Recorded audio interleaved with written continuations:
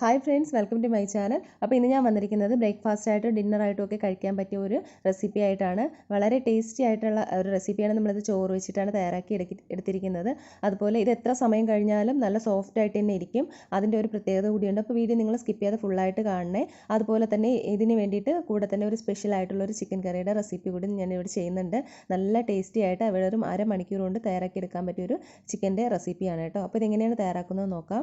അതിനായിട്ട് ഞാനിവിടെ ഒരു മിക്സിയുടെ ജാറിലേക്ക് 1.5 കപ്പ് അളവിൽ ചോറ് ചേർത്ത് കൊടുത്തിട്ടുണ്ട്. ഏത് ചോറ് വേണമെങ്കിലും എടുക്കാം കേട്ടോ. അതിലേക്ക് ഞാനിവിടെ ഒരു 3/4 കപ്പ് അളവിൽ വെള്ളം കൂടി ചേർത്ത് നന്നായിട്ട് ഒന്ന് പേസ്റ്റ് പോലെ ഒന്ന് അരച്ചെടുത്തിട്ടുണ്ട്. ഒട്ടും തന്നെ തരിയില്ലാതെ അരച്ചെടുക്കുക കേട്ടോ. 1.5 കപ്പ് ചോറിന് 3/4 കപ്പ് അളവിൽ എന്ന രീതിയിൽ വേണം വെള്ളം ചേർത്ത് കൊടുക്കാനായിട്ട്. കൂടുതലായി പോകരുത് കേട്ടോ. ഇനി മാവ് കുഴച്ചെടുക്കാനായിട്ട് ഞാനിവിടെ ഒരു ബൗൾ എടുത്തിട്ടുണ്ട്. അതിലേക്ക് ഞാൻ 3 കപ്പ് അളവിൽ മൈദയാണ് ചേർത്ത് കൊടുക്കുന്നത്. അപ്പോൾ നിങ്ങൾക്ക് കൂടുതലായിട്ട് വേണമെന്നുണ്ടെങ്കിൽ കൂടുതലായിട്ട് മാവിൻ്റെ അളവൊക്കെ കൂടുതലായിട്ട് എടുക്കാനായിട്ട് പ്രത്യേകം ശ്രദ്ധിക്കുക. ഇനി ഇതിലേക്ക് ആവശ്യത്തിനുള്ള ഉപ്പ് കൂടി ചേർത്ത് കൊടുക്കാം. ഉപ്പ് ചേർത്തതിന് ശേഷം എല്ലാം കൂടി നന്നായിട്ട് ഒന്ന് യോജിപ്പിച്ച് കൊടുക്കാം. ഇനി നമുക്കിതിലേക്ക് നേരത്തെ അരച്ച് വെച്ചിട്ടുള്ള ചോറുണ്ടല്ലോ, അതും കൂടി ഇതിലേക്ക് ഒഴിച്ചു കൊടുക്കാം. ചോറ് ഒഴിച്ചു കൊടുത്തിട്ടുണ്ട്. ഇനി ഇതെല്ലാം കൂടി നന്നായിട്ട് ഒന്ന് മിക്സ് ചെയ്തെടുക്കാം. അപ്പോൾ ആദ്യം സ്പൂൺ കൊണ്ട് ഇതുപോലെ ഒന്ന് കുഴച്ചെടുത്തതിന് ശേഷം കൈ കൊണ്ട് കുഴച്ചെടുത്താൽ മതി. അപ്പം ചോറ് അരയ്ക്കുമ്പോൾ അധികമായിട്ട് വെള്ളമൊന്നും കൂടി പോകരുത്. എങ്കിൽ നമ്മൾ മാവ് കുഴയ്ക്കുന്ന സമയത്ത് കൂടുതലായി പോകും. ഇതിപ്പോൾ കറക്റ്റാണ് കേട്ടോ. ഇനി അഥവാ കൂടിപ്പോയാലും കുഴപ്പമൊന്നുമില്ല, അല്പം കൂടി പൊടി ചേർത്ത് കൊടുത്താലും മതിയാകും. അപ്പം യമനി റൊട്ടിയൊക്കെ തയ്യാറാക്കുന്നത് സാധാരണ മൈദപ്പൊടി കൊണ്ടാണ്. ഇനി ഗോതമ്പ് പൊടി വേണമെന്നുണ്ടെങ്കിൽ നിങ്ങൾക്ക് അതും യൂസ് ചെയ്യാവുന്നതേ ഉള്ളൂ കേട്ടോ. അപ്പോൾ ഞാനിതിവിടെ എല്ലാം നന്നായിട്ട് തന്നെ ഒന്ന് കുഴച്ചെടുത്തിട്ടുണ്ട്. ഇനി ഇത് നമുക്ക് കൈകൊണ്ട് നന്നായിട്ട് തന്നെ ഒന്ന് കുഴച്ചെടുക്കാം. അപ്പോൾ നല്ല സോഫ്റ്റ് ആയിട്ടുള്ള ഒരു മാവാക്കി ഇത് മാറ്റിയെടുക്കണം. അപ്പോൾ അതിനായിട്ട് നമുക്ക് വേണമെന്നുണ്ടെങ്കിൽ ഇതുപോലെ കൗണ്ടർ ടോപ്പിലിട്ട് നന്നായിട്ട് തന്നെ ഒന്ന് കുഴച്ചെടുക്കാം. അപ്പോൾ കുറച്ചുകൂടി ഈസി ആയിരിക്കും, അതിന് വേണ്ടിയിട്ടാണ്. അപ്പോൾ എന്തെങ്കിലും ഒരു ഫംഗ്ഷനൊക്കെ വരുമ്പോൾ നമുക്ക് വീട്ടിൽ വളരെ പെട്ടെന്ന് തയ്യാറാക്കി എടുക്കാൻ പറ്റുന്ന ഒരു റെസിപ്പി കൂടിയാണ്. അതുപോലെ ഏത് കറിയുടെ കൂടെ, ചിക്കൻ്റെ കൂടെ, മട്ടൻ്റെ കൂടെ, മുട്ടക്കറിയുടെ കൂടെ, ഏത് കറിയുടെ കൂടെ വേണമെങ്കിലും നമുക്കിത് കഴിക്കാവുന്നതാണ്. അപ്പോൾ ഞാനിതിവിടെ നന്നായിട്ട് തന്നെ കുഴച്ച് ബോൾ പോലെ എടുത്തിട്ടുണ്ട്. ഇത് നമുക്ക് ഈ പാത്രത്തിലേക്ക് വെക്കാം. ഇതിൻ്റെ മുകൾ ഭാഗത്തേക്ക് അല്പം ഓയിൽ കൂടി ഒന്ന് സ്പ്രെഡ് ചെയ്ത് കൊടുക്കുക കേട്ടോ, അത് ഡ്രൈ ആയി പോകാതിരിക്കാൻ വേണ്ടിയിട്ട്. ഇനി ഇതൊന്ന് റെസ്റ്റ് ചെയ്യാനായിട്ട് വെക്കുക. ആ സമയം കൊണ്ട് നമുക്കിതിന് വേണ്ടിയിട്ടുള്ള ചിക്കൻ റെഡിയാക്കി എടുക്കാം. അപ്പോൾ അതിനായിട്ട് ഞാനിവിടെ ഒരു 3 സവോള കട്ട് ചെയ്ത് എടുത്തിട്ടുണ്ട്. ഇത് വലിയ സവോളയാണ് കേട്ടോ. മീഡിയം സൈസ് ആണെന്നുണ്ടെങ്കിൽ 4 സവോള എടുക്കുക കേട്ടോ. അപ്പോൾ ഇതൊരു 1/2 കിലോ ചിക്കൻ വരും.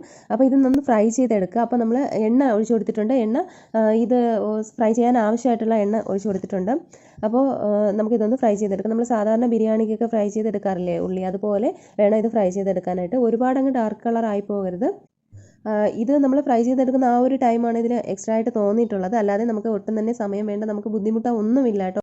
വളരെ പെട്ടെന്ന് തന്നെ തയ്യാറാക്കി എടുക്കാൻ പറ്റുന്ന ഒരു റെസിപ്പിയാണിത്. അപ്പോൾ നമ്മൾ ചിക്കനൊക്കെ വാഷ് ചെയ്ത് വൃത്തിയാക്കുന്ന ആ ഒരു ടൈം കൊണ്ട് തന്നെ ഈ ഒരു സവോള ആദ്യമേ കട്ട് ചെയ്ത് നമ്മളിത് ഫ്രൈ ചെയ്യാനായിട്ട് ഇട്ട് കഴിഞ്ഞാൽ പെട്ടെന്ന് തന്നെ നമുക്കത് റെഡിയായി കിട്ടുകയും ചെയ്യും. അപ്പോൾ പിന്നെ ഇടയ്ക്കൊന്ന് ശ്രദ്ധിക്കുക കേട്ടോ, അതല്ലെന്നുണ്ടെങ്കിൽ പെട്ടെന്ന് കരിഞ്ഞു പോകാനും ചാൻസ് ഉണ്ട്. അപ്പോൾ നന്നായിട്ടൊന്ന് ഫ്രൈ ആയി വന്നിട്ടുണ്ട്. നമുക്ക് ഗ്യാസിൻ്റെ ഫ്ലെയിം ഓഫ് ചെയ്യാം. എന്നിട്ട് ഇത് നമുക്കൊരു പ്ലേറ്റിലേക്ക് മാറ്റാം. അപ്പോൾ ഇത് എടുക്കുന്ന സമയത്ത് ചിലപ്പോൾ ഇത് ഒരു സോഫ്റ്റ് ആയിട്ടായിരിക്കും ഇരിക്കുന്നത്. പക്ഷേ ഇത് തണുക്കുമ്പോഴേക്കും നന്നായിട്ട് തന്നെ ക്രിസ്പി ആയിട്ട് മാറും. ഈ സമയത്ത് സോഫ്റ്റ് ആയിട്ട് തോന്നും. അപ്പോൾ അത് ഫ്രൈ ആയില്ല എന്ന് വിചാരിക്കരുത്. അത് തണുക്കുമ്പോഴാണ് അത് ക്രിസ്പി ആയിട്ട് മാറുന്നത്. അപ്പോൾ ഇനി നമുക്കൊരു പാത്രം എടുക്കാം. അതിലേക്ക് ഞാനിവിടെ ഒരു 1/2 കിലോ ചിക്കൻ എടുത്തിട്ടുണ്ട്. അത് നമുക്ക് ഈ ഒരു പാത്രത്തിലേക്ക് ഇട്ട് കൊടുക്കാം. അപ്പോൾ വെള്ളമൊന്നും ഇല്ലാതെ ഒന്ന് വെക്കാനായിട്ട് പ്രത്യേകം ശ്രദ്ധിക്കുക കേട്ടോ. നമ്മളിത് ഒട്ടും തന്നെ വെള്ളമൊന്നും ചേർക്കാതെയാണ് ഇത് തയ്യാറാക്കി എടുക്കുന്നത്. അപ്പോൾ ഞാൻ ഇതിലുള്ള വെള്ളമൊക്കെ ഒന്ന് പിഴിഞ്ഞ് കളഞ്ഞിട്ടാണ് ഇതിൽ വെച്ച് കൊടുക്കുന്നത്. അപ്പോൾ ഞാനിവിടെ ചിക്കൻ ഈ പാത്രത്തിലേക്ക് ഇട്ട് കൊടുത്തിട്ടുണ്ട്. ഇനി ഇതിലേക്ക് ഒരു 1/2 ടീസ്പൂൺ അളവിൽ മഞ്ഞൾപ്പൊടി ചേർത്ത് കൊടുക്കാം. ഇനി ചേർക്കുന്നത് മുളക് പൊടിയാണ്. 2 ടേബിൾ സ്പൂൺ അളവിൽ മുളക് പൊടി ചേർത്ത് കൊടുക്കുന്നുണ്ട്. മുളക് പൊടി നിങ്ങൾക്ക് കുറയ്ക്കാവുന്നതാണ് കേട്ടോ. ഞാനിവിടെ 2 ടേബിൾ സ്പൂൺ ചേർത്ത് കൊടുക്കുന്നുണ്ട്. ഇനി ഇതിലേക്ക് ഒരു 1/2 ടേബിൾ സ്പൂൺ അളവിൽ കുരുമുളക് പൊടി ചേർത്ത് കൊടുക്കാം. അപ്പോൾ ഇതിൽ മല്ലിപ്പൊടിയൊന്നും ചേർക്കുന്നില്ല കേട്ടോ. കുരുമുളക് പൊടിയും മുളക് പൊടിയുമാണ് ചേർക്കുന്നത്. കുരുമുളകിൻ്റെ നിങ്ങൾക്ക് അളവ് കൂട്ടുകയോ കുറയ്ക്കുകയോ ഒക്കെ ചെയ്യാവുന്നതാണ് കേട്ടോ. കുട്ടികൾക്ക് കൊടുക്കാനാണെന്നുണ്ടെങ്കിൽ അതിൻ്റെ അളവ് കുറയ്ക്കാവുന്നതാണ്. 1/2 ടീസ്പൂൺ അളവിൽ ഗരം മസാല ചേർത്ത് കൊടുക്കുന്നുണ്ട്. ഇനി ഇതിലേക്ക് ഒരു 1/2 ടേബിൾ സ്പൂൺ അളവിൽ ഇഞ്ചി വെളുത്തുള്ളി പേസ്റ്റ് ചേർത്ത് കൊടുക്കാം. അപ്പോൾ ഇഞ്ചി വെളുത്തുള്ളി ചതച്ചതായിരുന്നാലും മതി, കുഴപ്പമൊന്നുമില്ല. 1 ടേബിൾ സ്പൂൺ അളവിൽ ഓയിൽ, അത് ഒനിയൻ, ഈ ഉള്ളി ഫ്രൈ ചെയ്ത ഓയിലാണ് ഞാൻ ഒഴിച്ചു കൊടുത്തിരുന്നത് കേട്ടോ. അപ്പോൾ ഇനി നമുക്കിതിലേക്ക് ആവശ്യത്തിനുള്ള ഉപ്പ് ചേർത്ത് കൊടുക്കാം. ഇനി ഇതിലേക്ക് കറിവേപ്പില ചേർത്ത് കൊടുക്കുക. കറിവേപ്പില എത്രത്തോളം ചേർക്കുന്നോ അത്രയും ടേസ്റ്റ് ആയിരിക്കും. അപ്പോൾ ഞാനിതൊന്ന് മുറിച്ചൊന്ന് ചേർത്ത് കൊടുക്കുകയാണ്. ഇനി നമുക്ക് ഇതിലേക്ക് ഫ്രൈ ചെയ്ത് വെച്ചിരിക്കുന്ന സവോള ചേർത്ത് കൊടുക്കാം. അപ്പോൾ ഈ സവോള ഇതുപോലെ നന്നായിട്ടൊന്ന് ഞെരടിയതിന് ശേഷം നമുക്കതിലേക്ക് ഇട്ട് കൊടുക്കാം. അപ്പോൾ ഞാനിവിടെ സവോള അതെല്ലാം അതിലേക്ക് ഇട്ട് കൊടുത്തിട്ടുണ്ട്. ഇനി നമുക്ക് നന്നായിട്ട് തന്നെ അതൊന്ന് മാരിനേറ്റ് ചെയ്തെടുക്കാം. അപ്പോൾ ഇത് ഇങ്ങനെ ചെയ്യുമ്പോൾ തന്നെ ആ സവോളയൊക്കെ നന്നായിട്ട് തന്നെ അങ്ങ് പൊടിഞ്ഞു പോകും. നന്നായിട്ടൊന്ന് മിക്സ് ചെയ്ത് കൊടുക്കാം. അപ്പോൾ ഞാനിവിടെ നന്നായിട്ട് മിക്സ് ആക്കി എടുത്തിട്ടുണ്ട്. കണ്ടില്ലേ, ഇതിപ്പോൾ കാണുമ്പോൾ തന്നെ നല്ല ഭംഗിയുണ്ട്. പിന്നെ കാശ്മീരി മുളക് പൊടിയാണ് ചേർക്കുന്നതെങ്കിൽ കുറച്ചുകൂടി നല്ല കളർഫുള്ളായിട്ട് ആയിരിക്കും ഇരിക്കുന്നത്. അപ്പോൾ ഇത് ഞാൻ ഉള്ളി ഫ്രൈ ചെയ്ത അതേ എണ്ണയാണ്. അതിൽ നിന്ന് ഞാൻ കുറേ മാറ്റിയിട്ടുണ്ടായിരുന്നു കേട്ടോ. മാറ്റിയതിന് ശേഷമുള്ള ഒരു 2 ടേബിൾ സ്പൂൺ അളവിൽ എണ്ണയാണത്. അതിലേക്ക് നമുക്ക് ഈ ചിക്കൻ ചേർത്ത് കൊടുക്കാം. അധികം എണ്ണയുടെ ആവശ്യമൊന്നുമില്ല കേട്ടോ. ഞാനിപ്പോൾ ഒഴിച്ചത് തന്നെ വെച്ച് കൂടുതലാണ്, അത്രയും വേണ്ട. കാരണം നമ്മൾ ഈ സവോളയിൽ നന്നായിട്ട് തന്നെ എണ്ണ ഉണ്ട്, അത് പിന്നീട് എണ്ണ ഇറങ്ങി വരും. അപ്പോൾ അതുകൊണ്ട് അധികം എണ്ണ ഒഴിക്കാതിരിക്കുന്നതാണ് നല്ലത്. നന്നായിട്ടൊന്ന് യോജിപ്പിച്ച് കൊടുക്കാം. പിന്നെ ഇതിൻ്റെ ആ ഒരു കളറൊന്ന് മാറി വരുമല്ലോ, ആദ്യം ഒന്ന് മീഡിയം ടു ഹൈ ഫ്ലെയിമിൽ വെക്കുക. അപ്പോൾ ചിക്കൻ്റെയൊക്കെ ഒരു കളറൊന്ന് മാറി വരും. അത്രയും സമയം വരെ നമ്മളിതൊന്ന് ഇളക്കി കൊടുത്തുകൊണ്ടേ ഇരിക്കുക. അതല്ലാന്നുണ്ടെങ്കിൽ ഇളക്കി കൊടുത്തില്ല എന്നുണ്ടെങ്കിൽ ചിലപ്പോൾ അടിയിൽ പിടിക്കാനുള്ള ചാൻസ് ഉണ്ട്. ഹൈ ഫ്ലെയിമിൽ തന്നെ ഇട്ടാൽ മതി. അപ്പോൾ പെട്ടെന്ന് തന്നെ അതിൻ്റെ ആ ഒരു കളറൊക്കെ ഒന്ന്, ഇപ്പോൾ കണ്ടില്ലേ, ഒരു കളറൊക്കെ ഒന്ന് മാറി വരും. ആ ഒരു ടൈം വരെ നമ്മളതൊന്ന് മിക്സ് ചെയ്ത് കൊടുക്കുക. അതിനുശേഷം വേണം ഇതൊന്ന് അടച്ച് വെച്ച് വേവിക്കാനായിട്ട്. അപ്പോൾ അടച്ച് വെച്ച് വേവിക്കുന്ന ടൈമിൽ മീഡിയം ടു ലോ ഫ്ലെയിമിൽ വെക്കുക, അല്ലെങ്കിൽ കരിഞ്ഞു പോകും. അപ്പം വെറും ലോ ഫ്ലെയിമിൽ വെക്കരുത് കേട്ടോ. മീഡിയം ഫ്ലെയിമിൽ വെച്ചാലേ അതിൽ നിന്നുള്ള വെള്ളമൊക്കെ ഒന്ന് ഊറി വരത്തുള്ളൂ. അപ്പോൾ ഞാനിതിവിടെ അടച്ച് വെച്ച് വേവിക്കുകയാണ്. 1-2 മിനിറ്റ് ഇടയ്ക്കൊന്ന് തുറന്ന് നോക്കുക കേട്ടോ. എന്നിട്ട് മിക്സ് ചെയ്ത് കൊടുക്കണം. അപ്പോൾ ഇതിവിടെ കണ്ടില്ലേ, എണ്ണയും അതിൻ്റെ ആ ഒരു ചിക്കനിൽ നിന്നുള്ള വെള്ളമൊക്കെ ഒന്ന് ഇറങ്ങി വന്നിട്ടുണ്ട്. നമുക്ക് ഈ ടൈമിൽ ഒന്നും കൂടി ഒന്ന് നന്നായിട്ടൊന്ന് മിക്സ് ചെയ്ത് കൊടുക്കാം. അപ്പോൾ ഈ ഒരു റെസിപ്പി എന്ന് പറയുമ്പോൾ നമുക്ക് ഒരുപാട് ഐറ്റംസിൻ്റെ കൂടെ കഴിക്കാം. അതായത് ചപ്പാത്തി, പൊറോട്ട, അതുപോലെ ഫ്രൈഡ് റൈസിൻ്റെ കൂടെയൊക്കെ കഴിക്കാവുന്നതാണ്. നല്ല ടേസ്റ്റാണ് കേട്ടോ. നമ്മളിത് ഹോട്ടലിൽ നിന്നൊക്കെ മേടിക്കുന്ന ആ ഒരു ടേസ്റ്റ് തന്നെയാണിത്. നമുക്കധികം ബുദ്ധിമുട്ടൊന്നുമില്ല. കാരണം ആ ഒരു ഉള്ളി ഫ്രൈ ചെയ്തെടുക്കുന്ന ആ ഒരു ടൈം മാത്രമേ വേണ്ടി വരത്തുള്ളൂ. അത് കഴിഞ്ഞ് കഴിഞ്ഞാൽ നമുക്ക് ഈ ഒരു ചിക്കൻ തയ്യാറാക്കി എടുക്കാനായിട്ട് വളരെ എളുപ്പമാണ്. മാരിനേറ്റ് ചെയ്തിട്ട് നിങ്ങൾ അരമണിക്കൂറോ 1 മണിക്കൂറൊക്കെ റെസ്റ്റ് ചെയ്യാൻ വെച്ചിരുന്നാൽ അത്രയും നല്ലത്. അത്രയും നല്ല ഇതായിട്ട് ചിക്കനിലെ മസാലയൊക്കെ നന്നായിട്ട് പിടിച്ചിരിക്കും. ഇനി ടൈമൊന്നും ഇല്ലെങ്കിലും കുഴപ്പമില്ല, 5-10 മിനിറ്റ് വെച്ചിരുന്നിട്ട് തയ്യാറാക്കിയാലും മതി. ഇനി ഇടയ്ക്കിടയ്ക്ക് ഇതുപോലെ ഒന്ന് ഇളക്കി കൊടുക്കുന്ന ആ ഒരു ജോലി മാത്രമേ ഉള്ളൂ. അപ്പോൾ കുറച്ചുകൂടി ഒന്ന് വെള്ളമൊക്കെ എണ്ണയൊക്കെ ഇറങ്ങി വന്നിട്ടുണ്ട്. നന്നായിട്ട് ഒന്ന് മിക്സ് ചെയ്ത് കൊടുക്കുക. അപ്പോൾ നിങ്ങൾക്ക് ഗ്രേവി ആയിട്ടാണ് വേണ്ടതെങ്കിൽ അല്പം ചൂടുവെള്ളം ചേർത്ത് കൊടുക്കുക. കുറച്ച് മാത്രം. നന്നായിട്ട് ഡ്രൈ ആയിട്ടാണ് വേണ്ടതെങ്കിൽ കുറച്ച് നേരം കൂടി ഇട്ടൊന്ന് വഴട്ടിയെടുക്കുക.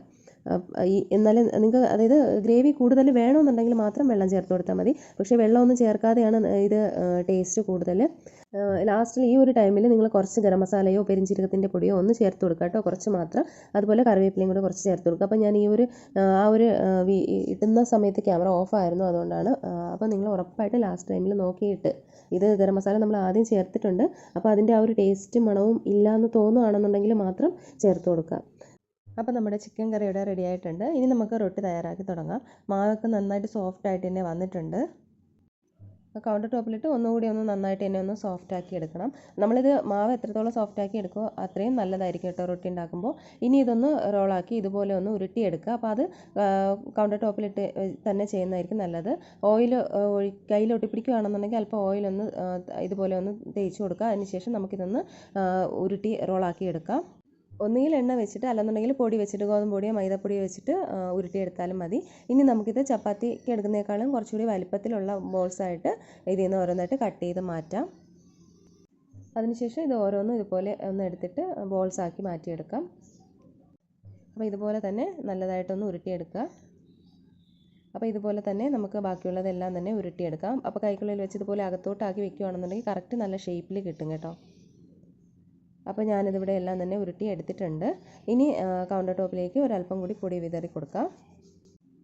ഇനി അവിടെയായിട്ട് നമുക്കിത് വെച്ച് കൊടുക്കാം. എന്നിട്ടൊന്ന് ചെറുതായിട്ടൊന്ന് പ്രസ് ചെയ്തതിന് ശേഷം നമുക്കിതൊന്ന് പരത്തിയെടുക്കാം. അപ്പോൾ അല്പം വലിപ്പത്തിൽ തന്നെ, നന്നായിട്ട് തന്നെ വലിപ്പത്തിൽ തന്നെ ഒന്ന് പരത്തിയെടുക്കുക കേട്ടോ.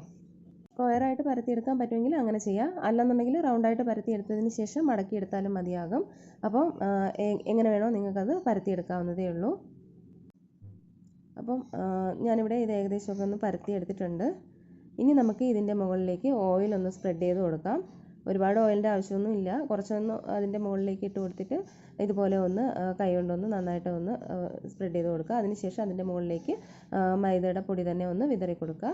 2 വശവും ഇതുപോലെ ഒന്ന് മടക്കി കൊടുക്കുക. അപ്പോൾ ഇതുപോലെ ഓരോ ഭാഗവും മടക്കിയതിന് ശേഷം അതിൻ്റെ മുകളിലേക്ക് അല്പം ഓയിലൊന്ന് സ്പ്രെഡ് ചെയ്ത് കൊടുക്കുക. അതിൻ്റെ കൂടെ തന്നെ നമ്മൾ ആദ്യം ചെയ്തതുപോലെ പൊടി കൂടി ഇതുപോലെ ഒന്ന് വിതറി കൊടുക്കുക.